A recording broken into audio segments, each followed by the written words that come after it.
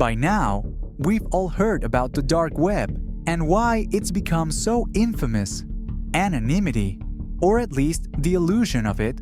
But let's be real, the stories tied to the dark web, they're the stuff of nightmares.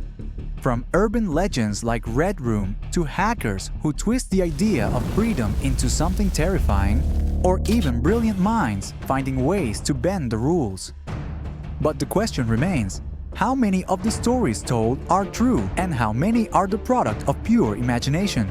Is there any real evidence to confirm their truthfulness? One particular issue has always captured people's attention when discussing the dark web. It's undeniable that you can find weapons, drugs of every kind, and the most disturbing material involving minors there. However, there has never been concrete proof for one thing in particular: contract killings, or rather, virtually no evidence. Late May 2016, Minnesota.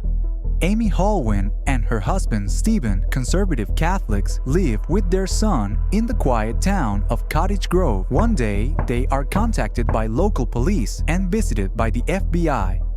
Amy's name, her home address, and a photo of her were found in a corner of the dark web on a darknet website called Besa Mafia. On that site, a user known by the username DogDayGod had paid at least $6,000 to hire a hitman to kill her. The family was forced to install surveillance cameras and remain on high alert. This is no joke, it's a serious threat. 6 months later, Amy was found dead.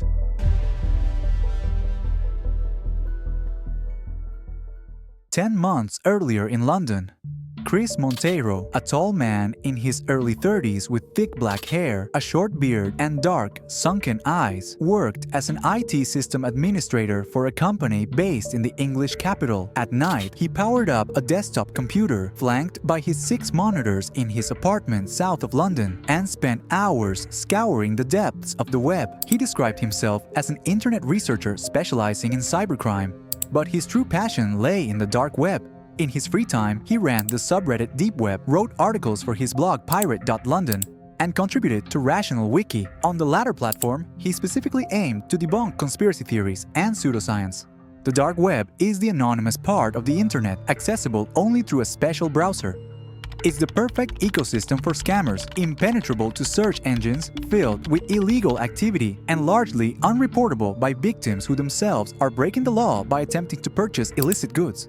Here, you'll find weapons, drugs, stolen credit card information, hacking tools, and even websites offering contract killings. Pay $20,000 in Bitcoin, and someone will handle the job for you. Pay an extra fee, and you can even choose how that person dies. Monteiro was certain that all these contract killer websites were fake, nothing but scams. In fact, he'd written an article on Rational Wiki exposing these frauds to warn people. However, on February 20th, 2016, something strange happened. An anonymous user edited that very article about contract killer websites on Rational Wiki. The article now read, "All contract killer sites are scams, except Besa Mafia, which is real." The edit appeared to be blatant self-promotion by that anonymous user. Monteiro decided to investigate further to uncover more information about this website, previously unknown to him, Besa Mafia. According to the site, you could supposedly hire hitmen from the Albanian mafia there. Besa, in Albanian, literally means honor. But the site itself seemed like a cheap scam. With no real evidence of any ties to the Albanian mafia, it was written in broken English, filled with stock images of armed, muscular men, and lacked any secure payment system for clients. Disturbed by the existence of the site, Monteiro decides to write a post on his blog detailing his findings. Just a few days later, someone affiliated with Besa Mafia reaches out to him, a person named Yura. Yura insists the site is not a scam, and the two engage in a heated exchange of messages. Monteiro publishes the entire conversation on his blog, including Yura's thinly veiled threats to tarnish his reputation online.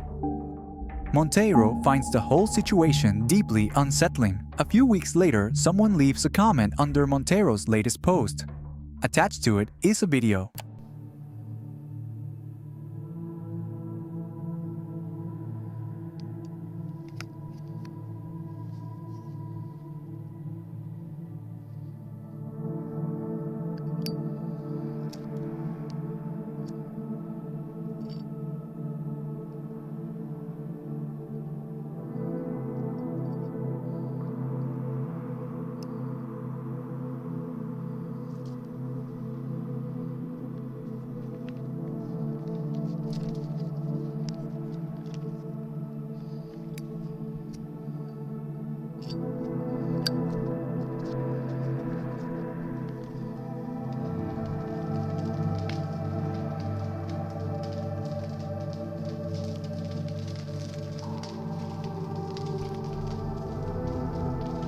The video begins by showing an A4 sheet of paper with the words "Members of the Besa Mafia from the Deep Web," dedicated to pirate.london.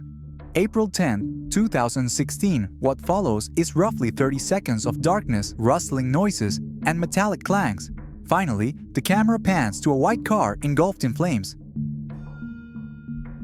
The website may be ridiculous, but Yura appears dead serious.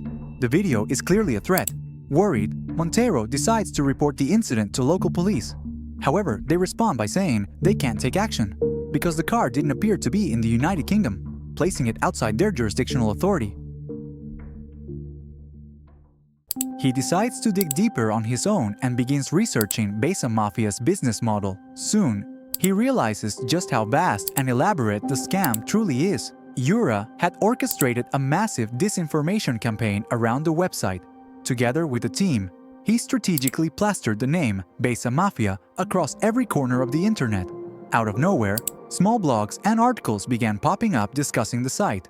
There was even a fabricated warning claiming, "It is absolutely real and dangerous, and authorities must act to take it down."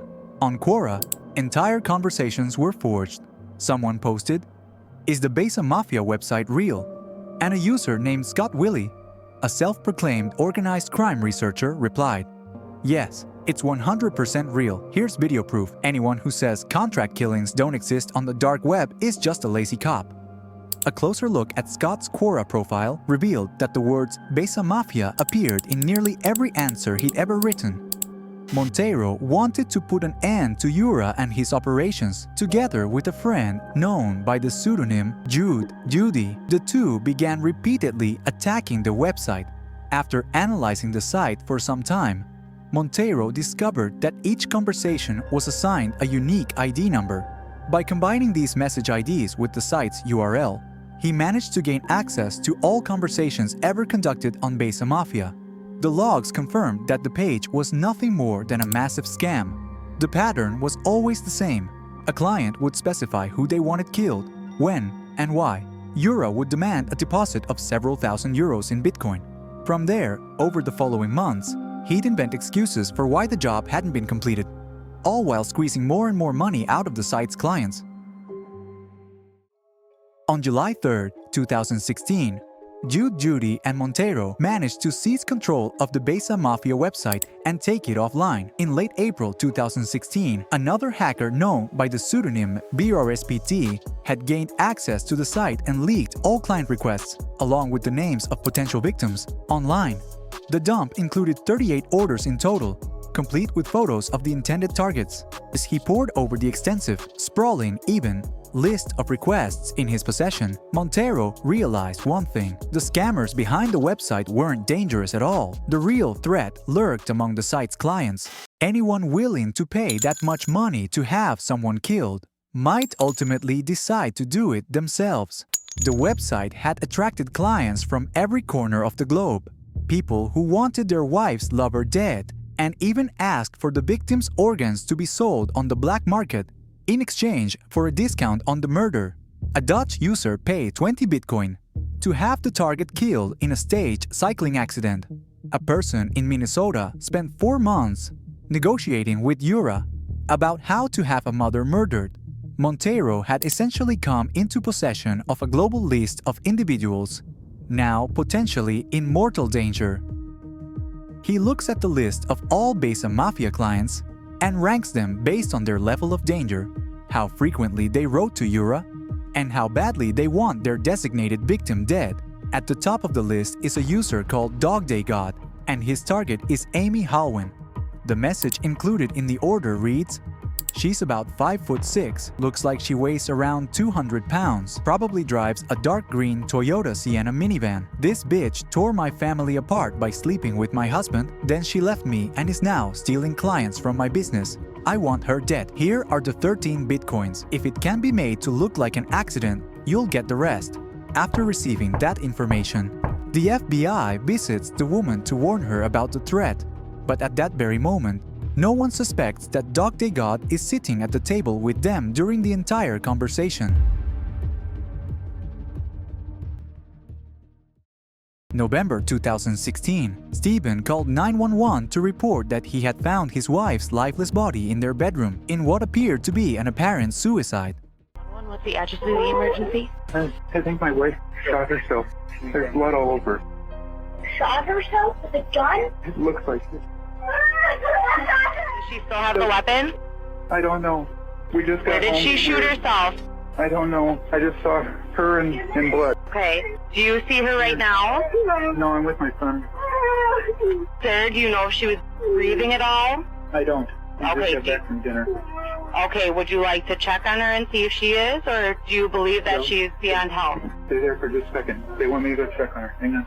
She Okay. is not breathing. I can't tell where she's shot.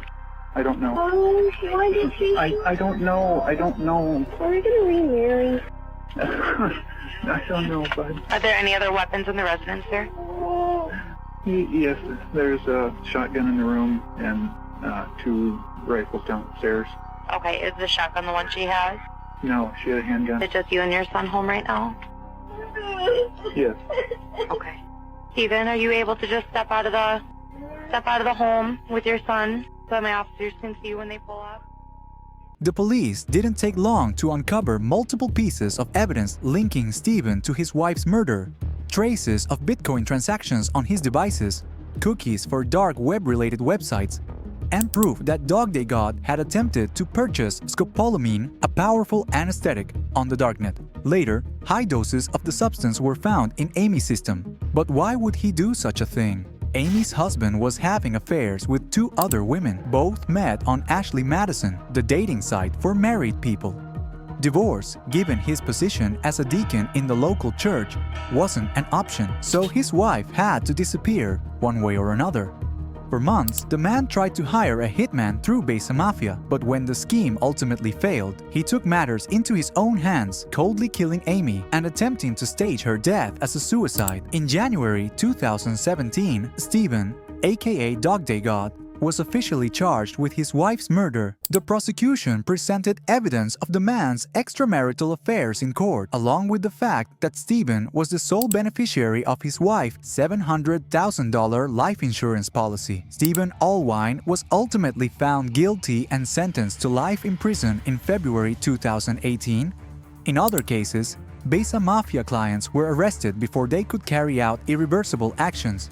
In March 2017, a British doctor named David Crichton was arrested on charges of commissioning the murder of his former financial advisor. However, he never paid the requested fee and claimed he acted out of frustration. Crichton was acquitted of all charges in July 2018. Around the same time, Emanuela Consortini, a 58-year-old woman of Italian origin living in Denmark, was arrested following a tip-off from the NCA, National Crime Agency, and later sentenced to 6 years in prison for commissioning the murder of an ex-boyfriend.